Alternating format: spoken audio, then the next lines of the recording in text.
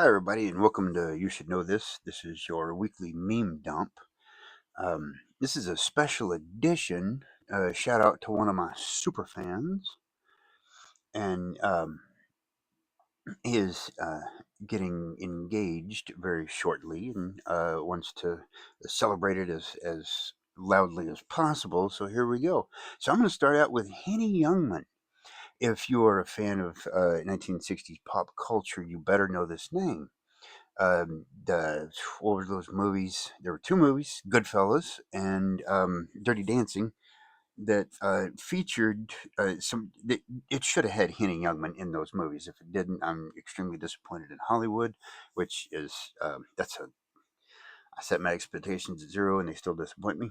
But Henny Youngman, he was the king of the one-liners, and one of my favorite jokes of his was, "I've been married 37 years. I've been happily married 4."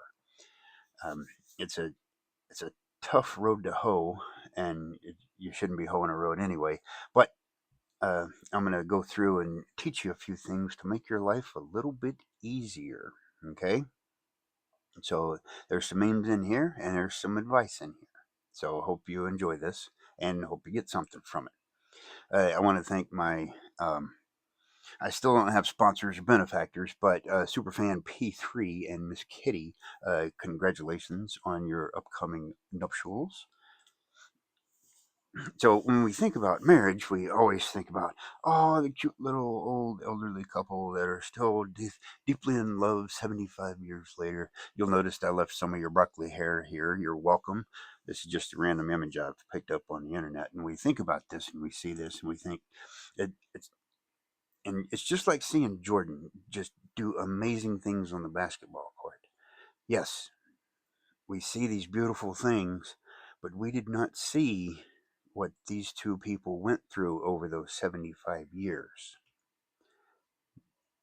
the joy and the pain and the frustration and the heartache. It's there.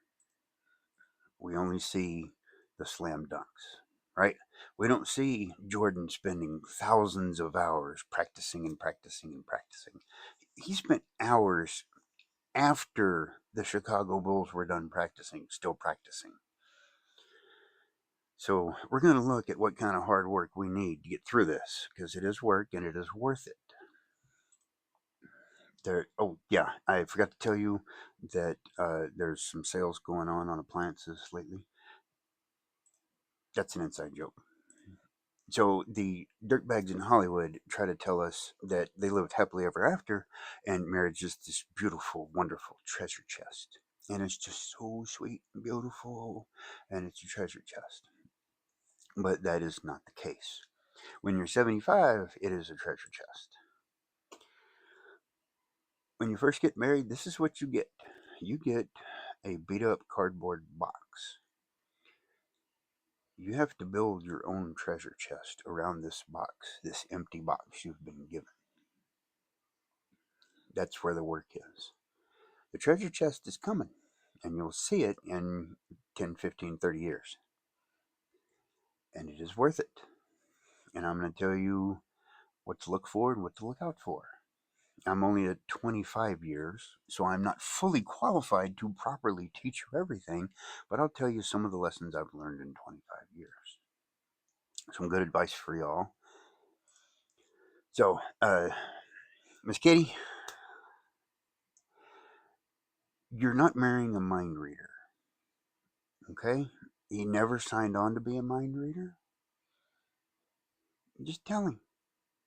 If you want blue roses with chocolate ropes holding them together, tell him slowly. Text it to him very clearly. He's not a mind reader. Actually, there is scientific evidence that males are brain damaged slightly, and he's not really going to listen either. So text it to him specifically what you want. Don't say, I don't want anything. You know what you're going to get? Not anything. Okay? So tell him what you want. You'll get it. It's that simple. Yeah, it is that simple. If you expect him to read your mind, you're going to get heartache. Okay? It's that simple. Gentlemen, you're welcome for me telling them that secret, but you're in trouble. Now you're cheering. Yeah, women to keep quiet in church. I don't. I somewhat agree with that, but man, you need to earn verse 35.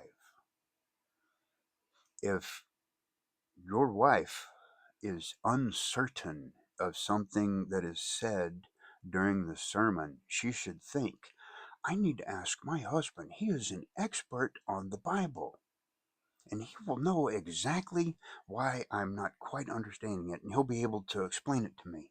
So, husbands, you need to be in the Word. You need to be reading it, studying it, running reference, rightly dividing the word of truth. Yeah. Now, I've given you all the hardest part. Probably, well, the hardest part is swallowing your pride and keeping your mouth shut. But I've given both of y'all one of the hardest parts and easiest ones to fix. Yeah. Yeah. So, now we get to the fun stuff. Things like that. Yeah, Home Depot is also offering 40% off of appliances in case you're wondering. So, here's your first easy thing to fix. Marriage is two people pushing down the garbage so they don't have to take it out.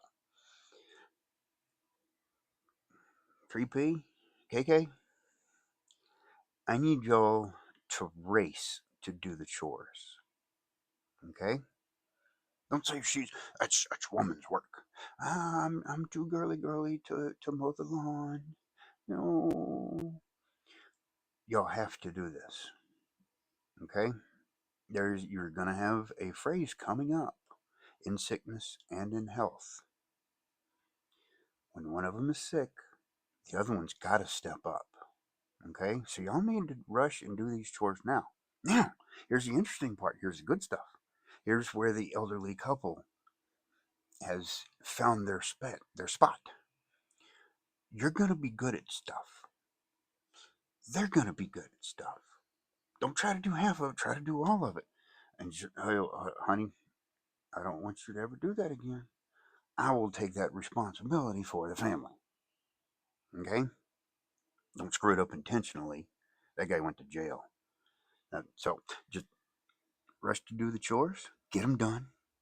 I'm gonna get home before them, my loved one, and I'm gonna do those chores, and everything's gonna be awesome. Y'all rush to do, and y'all will, after a year, 3 years, y'all are gonna be like clockwork. Okay, you'll do these chores, they'll do these chores, and it'll be beautiful. Okay, so that's something you gotta. That's your little cute little competition. Who can get the dishes done faster, right? And please, when I say faster, get them. When I say get them done, I want all of them clean. I don't want you to stack them so tight that none of them get clean, right? Okay, so it's important that y'all get along with that. There's also another little trick that I learned. If you're having an argument and they hurt your feel bads, go do a chore. Go find a chore to do, and you tell Jesus how much they hurt your feel bads. Okay. And if you're honest with Jesus, you will go back and apologize to them for letting them hurt your feel bads. It's it, That's the swallow the pride thing. Keep your mouth shut and swallow your pride. That's another hard one. So there are two groups coming into your life as soon as you get married. They're competing uh, gatherings. One of them is a fiery but mostly peaceful protest, so to speak. These are thugs, heathens, and such who want to watch the world burn.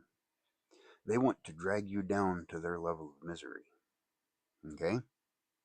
You need to notice these people. Don't shun them. Notice them and ignore their marriage talk. Okay? And some of it sounds good, but you ignore their marriage. So anything coming out of Hollywood, you can pretty much assume they want to destroy your marriage. It's that simple. Okay? Most of mass media wants to destroy your marriage. And social media is becoming like that. So this group wants to harm you, so you're gonna have to kind of ignore them. You know what I mean? You can still work with them and stuff like that. Now, this graph shows people who have been divorced. Okay, And the more they have been divorced, the more they want to give you marriage advice. Okay? Especially the Elizabeth Taylor types. 19 marriages, she wants to tell you how to have a happy marriage. Just don't listen to them. Okay? Avoid marriage talk with that person. Be friendly with them. Talk about meatloaf recipes and whatnot, and what you want to have for dinner, but don't talk to them about marriage. Okay, it's that simple. They're a poison pill. Okay, the more they've been divorced, the more they want to they it's not conscious decision they're making, but they'll tell you, I never let that person do that to me because I'm my own person. They will poison your marriage. Okay, they're going to cause you heartache. So stay away. Avoid marriage talk with those people. Okay, and Mark Twain, absolute genius, said that a statistic is a lie. The father of modern statistics says you can lie with statistics. It's just easier to lie without them. He won a Nobel Prize for economics. But yeah, statistically, you heard this: half of all marriages end in divorce. Okay, that's a bad statistic. That's a fake. That's misstated statistic. Okay, and I'm going to show you where that's misstated. So ignore when somebody says that. Hey, I don't like that guy. I'm going to stop listening to that guy. That guy's trying to ruin my day, trying to ruin my life. Okay, here's the actual statistic. Okay, here in Dumpwater, Georgia, new town just founded. They had 100 marriages in 1901, and they had 50 divorces. Yes, half all marriages in divorce, right? At the end of that year, there are 50 people still married. But in 1902, there were another 100 marriages and another 50 divorces. There are now 100 people married.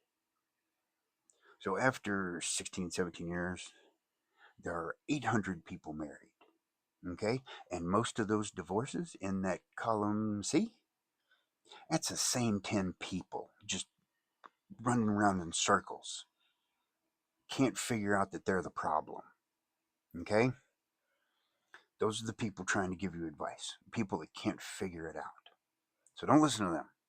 Okay? That half of all marriages is a lie. It's a misstated statistic. Okay? So these people who are trying to destroy everything, man, I love this meme. I've been that angry, but don't listen to these people trying to destroy your neighborhood, trying to destroy your life. Okay? Yes, they are trying to destroy your life. They are the group. This is the group that is just pushing everything with everything they have to destroy everything around them. And you are just a notch in the cap, in their cap, if you listen to them. Okay? There's another group. They're organized. They're polite. They're good people. They want good things for you. They want good things for themselves. They're kind of selfish and want good things for themselves. You know, if my neighbor is having a bad marriage, I'm gonna have a bad time. I'm here arguing. If my neighbor has a good marriage, I don't hear them arguing. My property values go up. Divorces cause property values to go down. Yes, I am selfish by wanting people to stay married. Okay? These people are cheering for you. They want you to win. You work, you'll win. Okay? This is your family. Now, that cardboard box I showed you at the beginning, the dents in that cardboard box are also from your family. You're bringing in baggage. Watch out which baggage you're bringing into the marriage. Don't hold on to something that you know is wrong if it hurts your spouse. Okay? So that's what you but these people, for the most part, day in and day out, they want what's best for you. Okay? They better. So but you might have a little bit of baggage in there. So that's why your box starts out a little bit dented. So you're going to have to try. But for the most part, these people want you to succeed. The wedding party. Okay, I don't care what the bridesmaids' dresses look like. I don't care what the gentlemen's tuxedos look like. I don't. I don't remember any of it. Okay, most people after the wedding don't remember their own wedding. You're scared. You're nervous. It's like performing. You're very nervous. You're scared. You're uncomfortable. You probably haven't slept for 2 days. You're not going to remember that day. You're going to remember I look at the photos and I kind of vaguely remember something about it. So don't go hog wild with if the price is too much, you're going hog wild with it. You're not going to remember it. Okay, just have some decent food, classic, you know, uh, classic tuxedo. You'll be fine. Okay.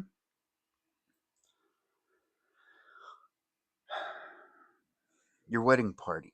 Choosing the people in your wedding party. You might have already done this. I believe some of it has been done.